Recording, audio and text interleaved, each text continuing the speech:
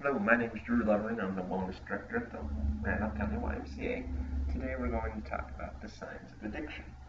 So many times when people think about addiction, they think about different things that are very serious addictions that are physically addicting substance that you put in your body, such as alcohol, legal drugs, prescription drugs, different things like that. There are many other things that people can be addicted to. It's not limited based on those things that people usually speak of when they talk about addiction. So today we're going to talk about the addictions that many people speak of when they're talking about addiction, about some of the other ones that are very much issues and that people should possibly try to overcome, but they may not be labeled as addictions as frequently as some other things. So with that, we're going to talk about some of the common addictions. So, some common addictions that people deal with in their lives are alcohol, drugs, caffeine, food, prescription drugs, television, cell phone, bad relationships, pornography, smoking. So, going along with what I said on the opening slide, there's some addictions that are substance-based that go into your body. They're physically addicting. That would be alcohol, drugs, caffeine, even food, prescription drugs, smoking. So those things are all things that go into your body. The ones that are considered addictions, like I said, are alcohol and drugs, but people can be addicted to caffeine and food. These are common struggles, and it'd be very good for many people to be able to overcome these addictions, but a lot of people maybe don't even see them as addictions.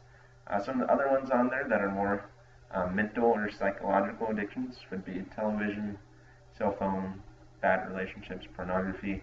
So these are things that can definitely interfere with your relationships that you have, the people around you, the people that love you. They can start to take priority, or you don't spend quality time with those around you. You just want to do whatever whatever your activity happens to be. It could be cell phone, where you're just constantly on your phone watching videos. So these are different types of addictions. There's definitely other addictions that exist, but these are some of the more common ones. So next we're going to talk about different questions you can ask to identify whether you have an addiction or not. So the first question is, how important is it to your self-worth? So if you feel like you're more valuable when you are doing whatever it is you're addicted to, that could be a good sign that you have an addiction. Also, when you don't do it, do you feel worse? So if you are feeling really bad, having a rough time, and you're not sure why, and you do this activity, and it gives you a little boost, whether it be a short-term boost, which is usually how it goes with addiction, and then you have to keep on doing it over and over again, and it makes you feel better for a little while. That could be another sign that you have an addiction. Next question on this slide is, are you doing it more often and longer than you originally planned? So this could be, I think a really good example is watching TV, especially if it's Netflix, where the show just keeps playing and playing. So you might say, I'm just going to watch one episode, and then before you know it, you've watched 5, 10 episodes. It's 1 o'clock in the morning. You're like, oh my goodness, how am I still doing this?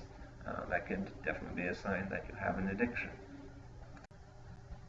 Continuing with the questions, the next question is, has doing it disrupted your life or relationships with others? I've touched on this a little bit already, but if your relationships with the people that you love, your family, your friends, are suffering because you just want to do whatever you're addicted to, and you abandon those relationships, or they just become less of a priority than they should be, that's definitely a sign that you may have an addiction. And then, do you say you're going to change what you're doing, but then continue doing the same thing? So you may realize that there's a problem, but it's not motivating enough to stop your activity. You just want to continue doing what you're doing. You may give lip service to the fact that you want to change, but in reality, you want to just continue with whatever the thing is that you enjoy doing, that you are addicted to. Alright, and then finally, this is the stages of recovery. So we want to talk about how you can overcome these addictions in your life. There's 5 steps that you can go through as you're trying to overcome your addictions. The first one is awareness. We've talked about this a little bit already, but first you have to realize that there's a problem. If you don't realize that there's a problem, then there's no way that you are going to be able to change and overcome your addictions. Next is consideration. So this is the first step of action. So it's definitely not actually stopping what you're doing, but this is realizing that the people around you can be affected by your choices to be addicted to whatever it might be, whether it's alcohol, cell phone, whatever it may be. So you realize that there's consequences for your actions. The next step is exploring recovery. So exploring recovery would be trying to find resources that can help, whether it be reaching out to the people around you for an accountability partner, doing research online, checking out different rehab facilities that you could go to help you overcome your addiction. So this is still a step where you're taking action, but you haven't actually stopped doing the things that you're addicted to. But you're definitely moving towards having a plan in place to be able to overcome your addiction. Fourth step is early recovery. So this is when you've actually stopped doing whatever you're addicted to, but you have just begun. You are still very vulnerable to relapsing because you haven't actually been doing it for very long. There's still a lot of things that you have to figure out, especially making sure that you replace your addictive behavior with healthy habits, because there's a lot of time that you spent doing whatever you're addicted to, so you have to find something that's going to replace that addiction. It needs to be something that's a healthy habit, because you could easily replace one addiction with something else, and then you're still in a similar situation. And then finally, there's active recovery and maintenance. So this is when you've been free from your addiction for quite a while, but you still are potentially vulnerable to relapsing. So you have to make sure that you're maintaining those healthy habits that we talked about with early recovery, that you're continuing to do those things, because if you start to get a little relaxed with some of the strategies and habits that you developed to overcome your addiction, you could potentially fall back into that addiction. So you have to continue to maintain those things that you're doing to overcome your addiction.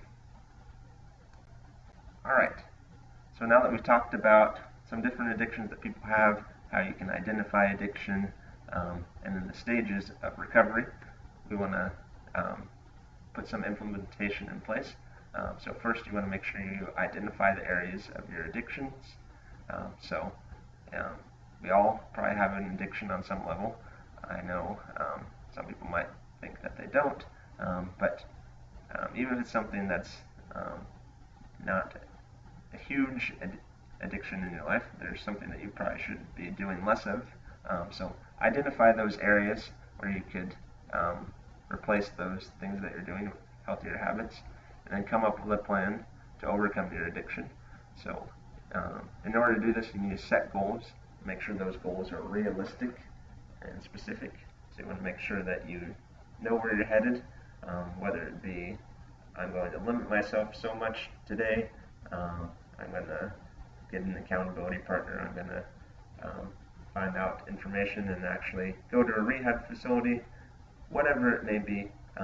You need to make sure you have goals, and if you have a plan in place, you're much more likely to overcome your addiction. So this is really important that you have a plan, and hopefully this presentation has helped you learn a little bit more about addiction and how you can overcome it. I appreciate your time and watching this video, and hope you have a great rest of your day. Thank you.